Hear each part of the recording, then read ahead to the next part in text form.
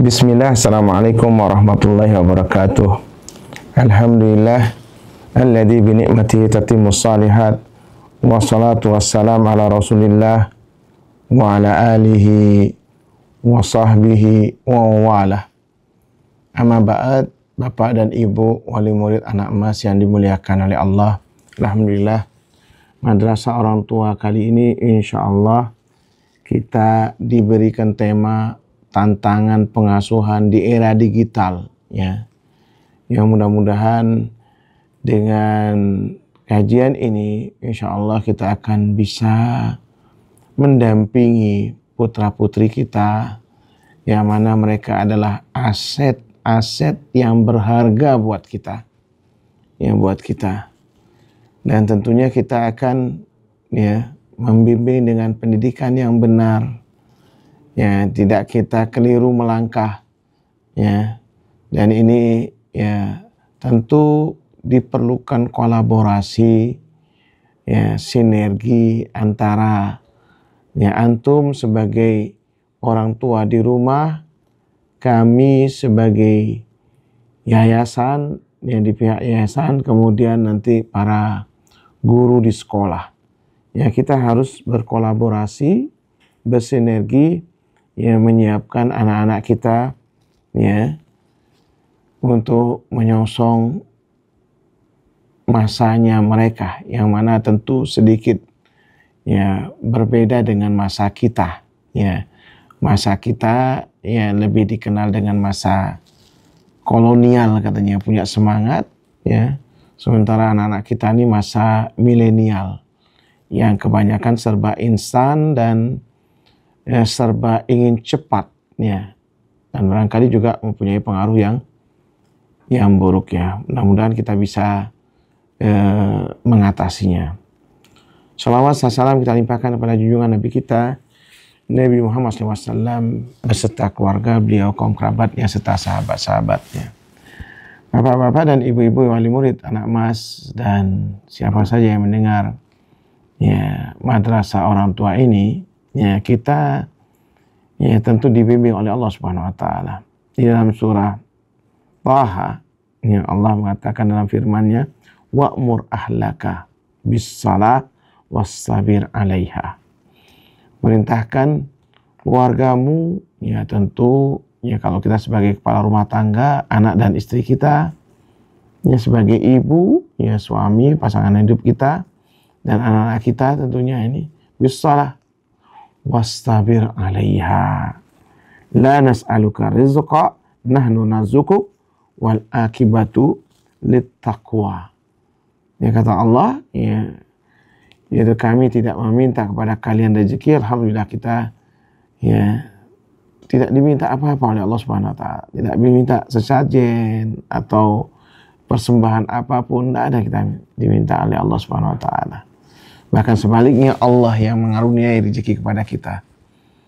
Dan tentunya dampak yang positif itu adalah orang-orang yang bertakwa. Wal akibatu littaqwa. Orang yang kemudian berhati-hati di dalam menjalankan agama ini dengan baik, insya Allah. Ayat ini, Bapak dan Ibu mengajarkan kepada kita, perhatikan kalimatnya. Ketika Allah perintahkan untuk menjalankan syariatnya, Allah mengatakan wastabir 'alaiha, bukan wasbir, tapi wastabir. Tentu kesabaran yang ekstra. Kalau ada tambahan dalam ilmu sharaf, dalam bahasa Arab itu, kalau ada tambahan huruf pada satu kata tersebut pasti mengandung makna yang lebih. Maka di sini adalah maknanya adalah kita ekstra sabar ketika mendidik mereka ini. Nah, ekstra sabar ini, teman-teman sekalian, kita tentunya bukan, kalau seandainya ini adalah pendidikan agama, kita butuh ekstra sabar, tentunya pendidikan yang lainnya pun, lawan-lawannya yang kemudian melalaikan, ini pun lebih sabar, dan kita harus mempunyai kiat, untuk ya menghadapi tantangan ini. Ya. Kalau seandainya kita tidak ya mengetahui kiat dan caranya ketika kita ya mendidik anak-anak kita ini, maka kita khawatir akan keliru langkahnya.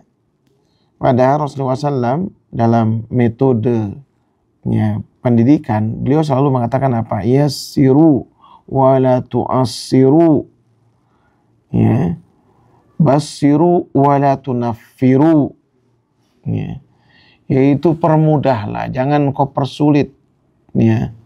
Buat dia gemar untuk melakukannya. Jangan engkau buat lari dia. Ya, buat lari dia. Nah, inilah yang kemudian menjadi ya PR buat kita bersama. Lalu bagaimana kita menghadapinya tantangan sekarang ini? Karena tidak mungkin kita lepas dari gadget, kita tidak mungkin. Kita sekarang hidup ya di era ya digital, semuanya serba ya peralatan, kita tidak bisa meninggalkannya, nggak bisa kita jauhi dari ini. Maka kita harus punya ya kiat ya memanfaatkan teknologi ini, bukan kita yang dimanfaatkan oleh teknologi itu. Di antaranya ialah tetapkan batas waktunya layar nih, ya. Tentukan batas waktu yang masuk akal untuk penggunaan perangkat digital setiap harinya. Setiap harinya. Pastikan anak memiliki waktu untuk beraktivitas fisik dan interaksi sosial secara langsung. Maka berapa batas waktunya? Misalnya apa? Dari yang terkecil dulu. Ya 10 menit. Ya 15 menit. Ya setengah jam. Batasi dia. Ya, yang lainnya apa? Disuruh sibuk dengan. Ya, dan subhanallah teman-teman sekalian. Ya, jadi sekarang di Barat, di Eropa, bahkan yang baru kemarin di Australia, itu anak di bawah 16 tahun nggak boleh pegang gadget. Ya, kita kadang-kadang orang tua ya nggak bisa kemudian kita ya berikan aturan gini, malah kemudian nantangi, wah ini bagaimana sekarang pendidikan ya sudah harus menggunakan ini. Nah, ini keliru pemanfaatannya. Ya sehingga apa? Ya akhirnya tidak sinergi antara ya rumah dengan sekolah. Ya, tidak kemudian bisa bersama-sama kita ini ya jadi bingung, di rumah kok dibolehkan, kok di sekolah nggak boleh. Karena kita menginginkan seperti itu. Jadi maka apa? Batasi waktunya. Ini batasi waktunya. Supaya anak-anak bisa berinteraksi sosial. Coba aja teman-teman sekalian. Nah, para wali murid yang dimuliakan oleh Allah Subhanahu wa taala. Antum kadang-kadang ngajak nih ke keluarga, ke saudara kita lah. Anak kita masing-masing sendiri sibuk, enggak kenal dia sepupunya. Enggak kenal si ini sibuk sendiri. Karena kita yang memberikan contoh ini. Kita ya yang keliru di sini itu kitanya. Maka kita harus batasi waktunya. Sepakat tidak? Batasi waktunya. Nah, kamu jam sekian, misalnya waktunya sore misalnya. Ya, sore sudah. Nanti jam sekian dari sekian punya kamu. Ini boleh. Setengah jam saja, tidak boleh lebih nih. Dan hati-hati, banyak sekali orang yang kemudian ya, kecanduan, ya narkoba lewat mata ini. Ya, yang kita khawatir seperti itu, anak. Kemudian yang kedua, yaitu apa? Pendidikan digital. Ya, ajarkan anak tentang pentingnya privasi dan keamanan online. Ya, dan kita sudah sering mendengar ya, yang ada orang tua nggak paham, jadi kasih dia ini, kemudian anaknya berselancar kemana-mana, menggunakan akunnya orang tuanya. Bahkan ya nggak tahu anaknya kemana itu, kemudian akhirnya ada ya yang menangis karena jebolnya rekening banknya gara-gara apa? Anaknya bermain tanpa didampingi. Yang salah siapa? Yang salah kita. Ya, jangan nyalahkan anak kita. Kita yang salah. Makanya ini perlu perhatian ya. Ini kemarin ada seorang ibu menangis karena rekening banknya jebol gara-gara anak-anaknya. Kemudian apa? Beri pengetahuan tentang cyberbullying, ya, penipuan online. Nah ini penting ini, dan dampak negatif dari penggunaan media sosial. Ya harus diajarkan anak-anak. Ya, awas hati-hatinya jangan buka ini ya. Ya, hati-hati ini bisa habis nih duitnya. Nih, ayah duitnya, ya umi atau ibu, ya, bunda jangan sampai ini. Harus dikunci juga. Ya. Dan itu yang sering kita ini. Kalau memberikan juga jangan langsung. Ya. Jangan langsung. Maka juga kita harus punya password ya di setiap aplikasi itu. Ya. Nah, qadarullah jangan sampai kejadian kemudian kita jebol dari itu. Kemudian yang ketiga, pengawasan dan pendampingan. Ini penting sekali teman-teman sekalian. Ya. Yaitu monitor aktivitas anak-anak kita dan bicarakan tentang apa yang mereka lakukan di internet. Ya. Saya pernah ya itu anak saya kadang-kadang juga saya lihat anak kita ya ada satu harian dari bangun tidur sampai mau tidur main game. Apa manfaatnya? Kamu tidak kemana-mana, kamu di situ aja. Tidak sakit mata kamu sekarang udah bisa rusak. Maka kita harus ngawasi apa yang dilihat. Yang kadang-kadang juga orang tuanya harus dikasih tahu. Ya harus dikasih tahu. Ini bahaya ini. Nanti malah ya rusak. Ya. Kalau mata masih ini, kadang-kadang otaknya ada ini ada dopamin yang kemudian ya, di dalam otak kita ada dopamin yang membuat orang tuh kecanduan tuh sih. Ini bahayanya. Ya. Jadi gunakan alat pengawasan jika diperlukan. Tapi juga penting untuk tetap menjalin komunikasi yang terbuka. Jadi kita harus ya tetap pantau dan kita ya upayakan ketika anak kita berselancar, dia ada di hadapan kita. Ada di hadapan kita. Ya. Ya boleh di kamar sendiri. Ya, ngapain nanti dia? Nah ini bahaya ini. Dulu ada seorang ya, ayah yang kemudian nggak paham dengan apa yang ini. Ternyata anaknya ikut main judi online. Yang kemudian membuat habis semua harta. Nah kenapa? Karena tidak diawasi anaknya. Ya, dan itu anak sudah dewasa ya.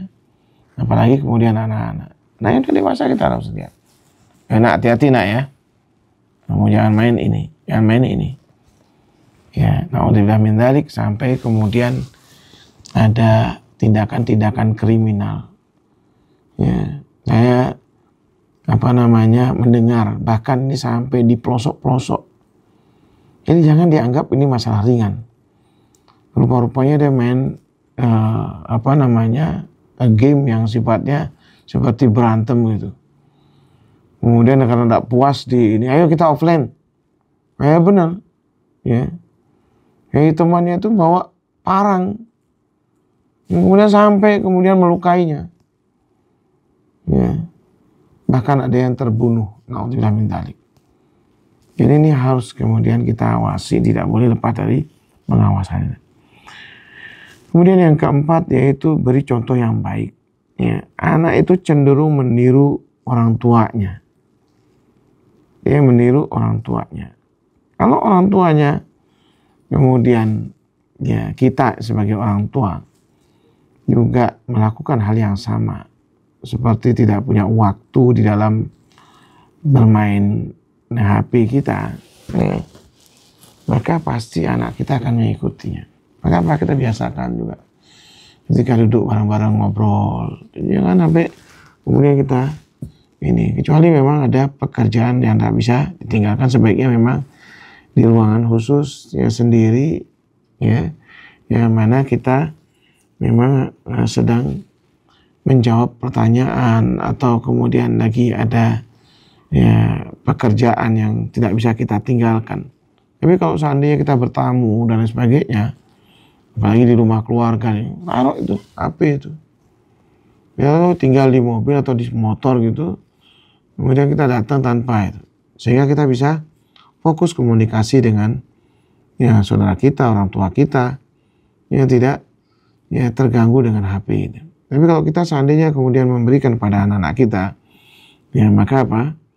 Ya atau kita mencontohnya, maka anak kita juga akan meniru dari apa yang kita lakukan ini. Dan tunjukkan penggunaan perangkat digital yang sehat dan seimbang. Ya, sehat dan seimbang. Jadi kita ya, ketika di meja makan sudah taruh itu. Jadi kita yang dilakukan kita berdiskusi, ngobrol, ya, yang mana pasti banyak permasalahan-permasalahan yang kita lalui. Ya, pasti itu ada yang harus kita tanggapi dari anak-anak kita ini. Ya, kita nggak tahu ngapain anak kita dalam satu harian ini. Nah, di sini kita perlu komunikasi. Jangan kemudian seperti yatim sebelum orang tuanya meninggal. Ya, seorang ayah nggak pernah komunikasi dengan anaknya. Padahal dia harus dia. Ya, harus. Dan beri contoh ketika kita misalnya waktunya sholat, kita tinggal sholat, berhenti semuanya. Ya kita tinggalkan sholat. Ya, sebentar loh sholat itu cuma 5 menit, 10 menit, paling lama 15 menit, ayo kita kembali lagi. Kita kumpul seperti ini, was kalian. Wallah, ini akan berkesan sampai dia dewasa nanti. Sampai dia jadi seorang ayah atau jadi seorang ibu nantinya seperti itu ini. Tapi kalau seandainya kita kemudian ya sibuk dengan gadget kita cuek mojok sendiri, ya tidak berinteraksi dengan lingkungan, apalagi kita bertamu. Padahal tadinya kita santai-santai ingin bertemu dan ingin ya bersua. Ya setelah lama kemudian ya, tidak aktif barangkali. Ya ketika kumpul malah kita ya tidak langsung aktif untuk seperti itu. Nah inilah. Jadi berikan contoh yang baik. Yang keempat, yang kelima, konten yang sesuai dengan usia. Ya, pastikan anak hanya mengakses konten yang sesuai dengan usia mereka. Gunakan kontrol orang tua pada perangkat untuk membatasi akses ke konten yang tidak pantas.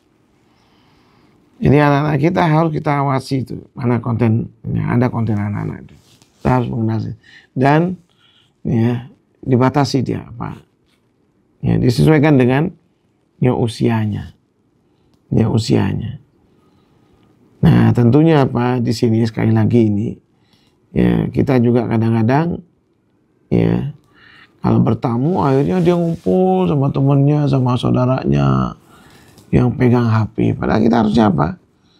Ya, kan kita punya sepakat kalau bertemu jangan bawa HP ya. Ya, tolong ya anak-anak kita biar interaksi, biar kenalan ya semuanya. Gak apa-apa, anak itu ribut, nanti berkelahi dan itu biasa itu. Ya, biasa itu. Itu justru dia nanti akan mengatur emosinya. Belajar dia. Ya, pandai-pandai mengatur emosinya. Nangis, itu biasa itu anak-anak itu. Jadi jangan orang tua kemudian biar anak kita tenang toh. Kita kasih dia permainan itu. Nah, biarkan aja. Biarkan. Itu dunianya dia. Coba aja yang hidup sekarang tahun ya anak-anaknya masa tahun 70-an. Ya, dulu enak sekali, indah sekali. Ya, ada main dengkleng namanya, ada main lompat karet. Ya, ada main congklak, ada main bekel. Yang perempuan, subhanallah. Dulu tuh Masya Allah ingin kita mengulanginya. Nah itu perlu memang ada permainan-permainan seperti itu yang menyebabkan anak berinteraksi dengan saudaranya, dengan temannya. Ya tidak hanya berinteraksi dengan gadgetnya ini. Nah ini teman-teman sekalian.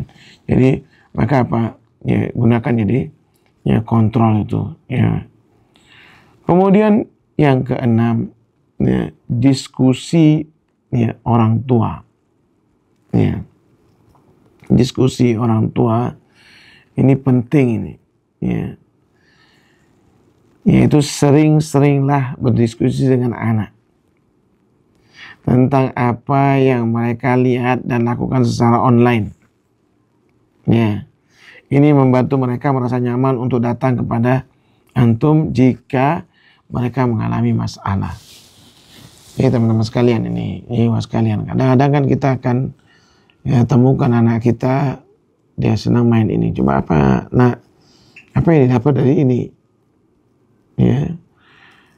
Kemudian kita masuk berupaya ini.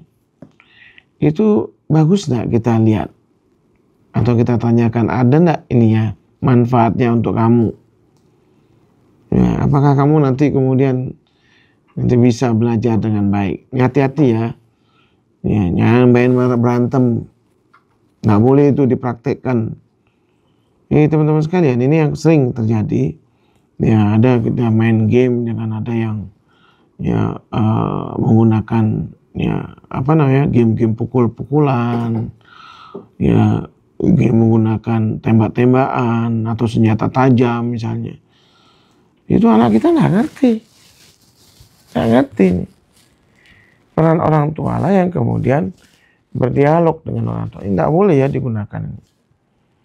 Ya, anak kita jangan kemudian dia praktekkan kemudian ke saudaranya. Dia pikir itu main game. Nah, ini sering terjadi. Ya. Sering terjadi. Kenapa? Karena dianggap biasa oleh kita ini. Dan kita nggak pernah bertanya. Ya, nggak pernah bertanya apa yang permainan apa yang ada di ini. Kemudian apalagi kemudian ada juga permainan seperti beberapa game seperti ada ini LGBT, ya, jadi orang tua, jadi ayah, jadi istri, padahal laki-laki atau perempuan-perempuan, ya, dia lebih mementingkan teman gamenya daripada lingkungan sekitarnya, bahkan orang tuanya, ibunya nggak dipedulikan sama dia. Hati-hati. Dan saya sudah melihat sendiri kasusnya. Ya, kemudian dia beranggapan lebih berbakti kepada gamenya itu daripada orang tuanya sendiri. Akhirnya apa dampaknya? Subhanallah. Ya, na'udzubillah min dzalik ini ya. Jadi kemudian dia putus sekolah, dia malas belajar, ya, kemudian dia lebih asik dengan ininya, dengan gamenya, ya, kemudian dia dengan teman-teman online-nya. Ini kenapa?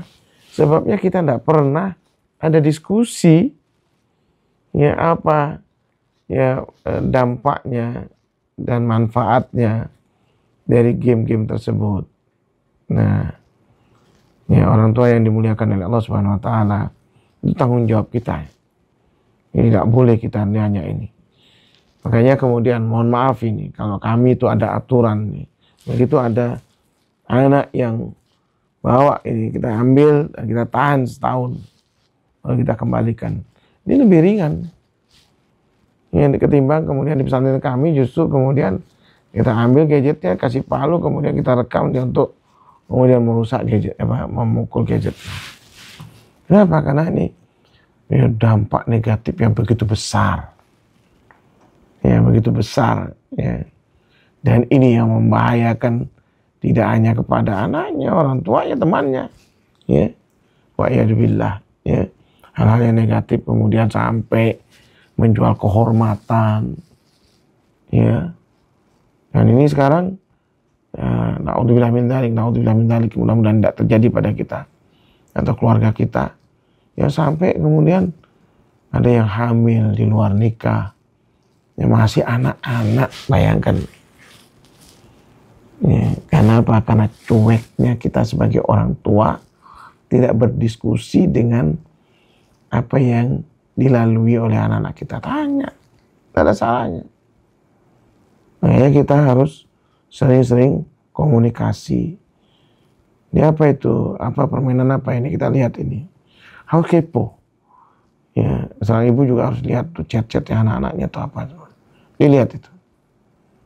Nah, alhamdulillah ada yang seperti itu. Dan juga kita juga jangan terlalu juga membayangkan yang aneh-aneh. Ya, la qadarullah. Ya, kita cuma berdoa mudah-mudahan jangan sampai terjadi seperti ini. Nah, dan jangan juga kita menyalahkan kadang-kadang temannya yang disalahkan. Ya, marah-marah. Karena kita yang kita perlu jaga, kita perlu didik supaya ya kita ini ya protektif juga ya dalam ini. Ya, bagaimana ya, pergaulan anak kita jaga itu, jangan sampai ini ya kebablasan ini. Ini teman-teman sekalian namanya ini, Mas. Dan kita harus mengetahui ya sejauh mana pergaulan daripada ya anak-anak kita ya. Dan sekali lagi ini almar'u ala dini khalili falyanzur may yukhalil. Ya, agama seseorang itu menurut temannya, dilihat siapa circle anak kita itu. Dilihat ya ini, oh anak, alhamdulillah kalau anak-anak kita ini bergaul dengan teman-teman yang baik, insya Allah kita dijaga. Dan tentunya tidak lepas daripada doa kita. Ya, doa kita. Dan ketika kita bertemu dengan anak kita harus tanya, kenal siapa itu, anaknya siapa, ini siapa. Jangan kemudian kita diamkan. Ya, dengan diamkan. Dan kita ya sekali waktu, ya bukan sering-sering ya, sekali waktu kita ya harus mencari tahu siapa teman-teman anak kita. Ya, teman-teman anak. Jadi Bapak dan Ibu yang dimuliakan oleh Allah Subhanahu wa taala, ini yang harus kita lakukan ya sebagai orang tua untuk ya kita jaga. Kemudian ya yang ke-7 yaitu aktivitas offline. Ya, dorong anak kita untuk terlibat dalam kegiatan offline. Ya, seperti membaca buku.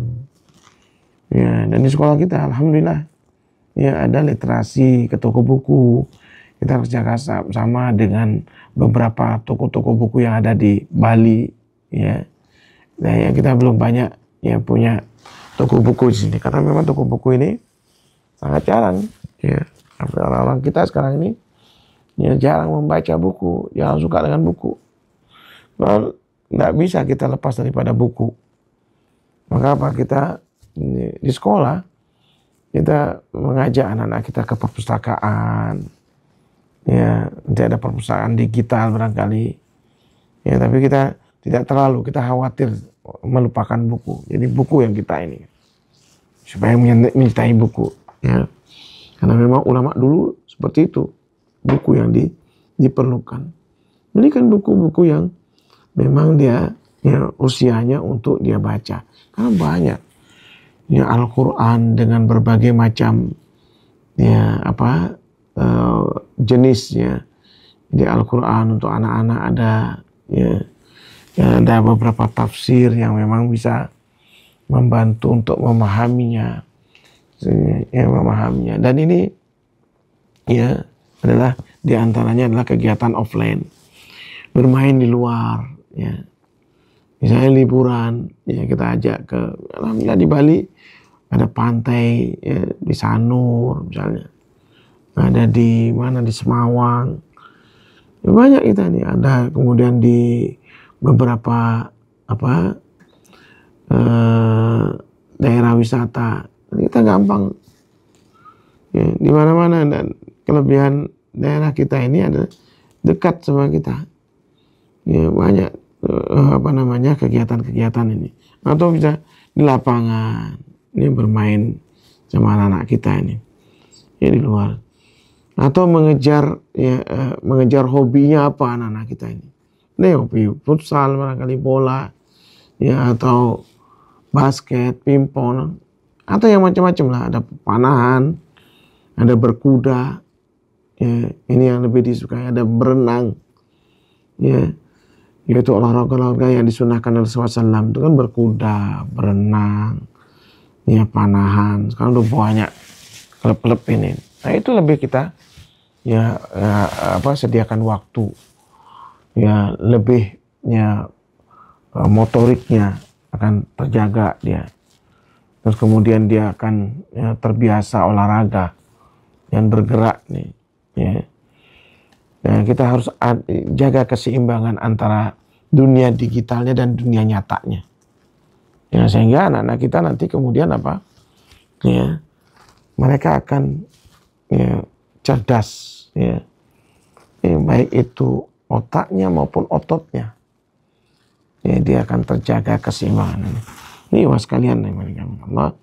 Ini beberapa hal-hal yang memang nggak bisa kita ya tinggalkan, mau nggak mau harus ya harus sebagai orang tua kita terlibat ya untuk terus ya membersamai anak-anak kita ini ya, baik itu di rumah ya, kemudian ya barangkali di lingkungan sekitarnya,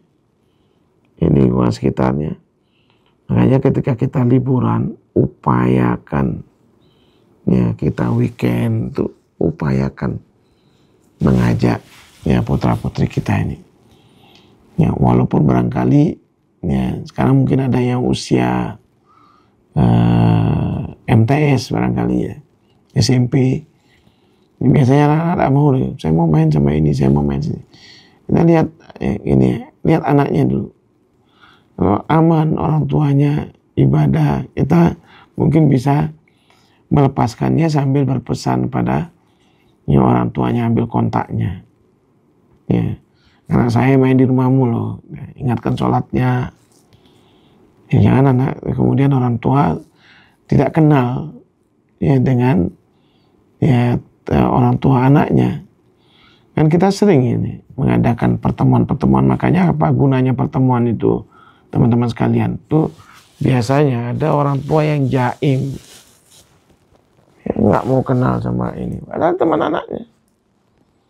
Ya, kita berusaha. Ya, istilah kita kan 1M 3D, 1 meter 3 detik harus kenal. Siapa antum ini? Anak antum kelas berapa? Oh, anak antum di sini. Oh, berarti sekelas dengan anak-anak. Ya, ini kita tahu. Ya, kita berkomunikasi dengan orang tuanya. Ya, sehingga anak-anak kita ini ketika kita lepas, ya, dia mau kemana? Tanya itu. Ya, mau ke sini, ya, mau ke sini bun. Ya, oh iya nak, ya hati-hati ya, salam sama orang tua. Ya, salam sama orang tuanya. Nah itu ya sehingga kita ya punya kepedulian yang sama, karena itu aset yang harus kita jaga. Jangan sampai kemudian ya anak kita ini keliru dalam pergaulan, karena yang namanya milieu tadi, almar'u ala dini khalili falyanzur may yukhalil. Ya, milieu lingkungan itulah yang membentuk kemudian anak-anak kita. Itu gara-gara kita cuek, tidak peduli dengan ya teman dan lingkungan daripada anak-anak kita ini. Padahal kita dimintai tanggung jawab untuk itu semua. Karena memang tantangan pengasuhan itu di era digital memang kompleks sekali. Ya, kompleks sekali. Tetapi dengan pendekatan yang bijak dan penuh ya asih, ya insya Allah ya kita bisa ya menghadapinya, dan anak kita akan tumbuh sehat dan seimbang. Kalau ada permasalahan Bapak dan Ibu, ya jangan malu konsultasi, terutama kepada guru-guru kita yang ada di sekolah ini. Jangan malu. Ya, dan kami ini setiap rapat, ya rapat yang paling banyak memakan waktu di anak mas ini adalah membahas setiap anak, karena mereka adalah anak-anak ideologi kami. Di antum adalah anak-anak biologis, di kami adalah anak-anak ideologis. Kami punya komitmen sebagaimana nama kita ini. Kita ingin anak kita menjadi anak yang lebih berharga daripada emas. Ya. Karena itu adalah aset ya, yang bakal kita nikmati ya, bahkan ketika kita menghadap Allah Subhanahu wa taala. Tidak hanya di dunia, tidak hanya di dewasa saja. Kita akan menikmati nanti sampai ya kita wafat. Waladun soleh yad'ulahu. Anak yang soleh yang mendoakannya. Jadi jangan lupa ya, para wali murid anak emas yang dimuliakan oleh Allah Subhanahu wa taala. Tetap doa. Minimal doa antara adzan dan qomat. Yang waktu mustajab. Jadi ketika habis adzan dan qomat, samping kita berdoa, berselawat kepada Rasulullah SAW, doa habis adzan. Habis itu ada sisa itu doa untuk diri sendiri, doa untuk orang tua kita, doa untuk keluarga kita. Rabbana hab lana min azwajina wa dzurriyyatina qurrata a'yun waj'alna lil muttaqina imama. Jangan lupa itu minimal doa seperti itu. Kemudian baru doakan kepada keluarga kita yang sudah meninggal. Doa orang tua ya pasti didengar oleh Allah Subhanahu wa taala untuk anak-anaknya. Doa orang tua itulah yang akan membentuk daripada karakter anak kita. Orang tua yang durhaka, ini bukan anak yang durhaka aja. Orang tua yang durhaka, orang tua yang cuek, yang tidak mempedulikan ya, keluarganya, yang dikatakan oleh Rasulullah SAW sebagai dayuth. Ini orang tua yang durhaka. Ya, orang tua yang cuek, nggak pedulinya keluarga yang mau jadi apa. Dan dia akan menyesal di kemudian hari. Yang mudah-mudahan kita dibimbing oleh Allah Subhanahu wa taala untuk membangun, membina keluarga kita menjadi keluarga yang bahagia dunia dan akhirat, dan itu yang kita harapkan. Mudah-mudahan ada manfaatnya. Kurang lebihnya minta maaf. Subhanakallahumma wa bihamdika asyhadu an la ilaha illa anta astaghfiruka wa atubu ilaik. Assalamualaikum warahmatullahi wabarakatuh.